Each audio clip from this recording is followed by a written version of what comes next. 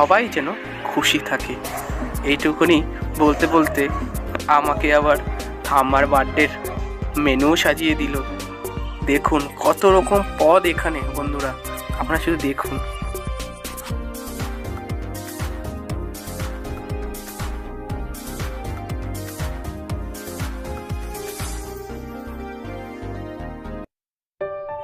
বন্ধুরা, যারা এবছর ঠাম্মার বার্থডেতে উপস্থিত হতে পারেনি তাদের জন্য এই ভিডিওটা, তারা যেন মনে দুঃখ না পায়, কারণ সামনের বছর আমরা এর চেয়ে বড় করে ঠাম্মার বার্থডে সেলিব্রেট করব।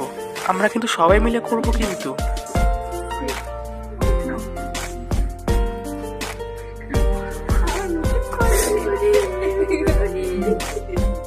বন্ধুরা, আমি তো একটা কথা আপনাদেরকে বলিনি,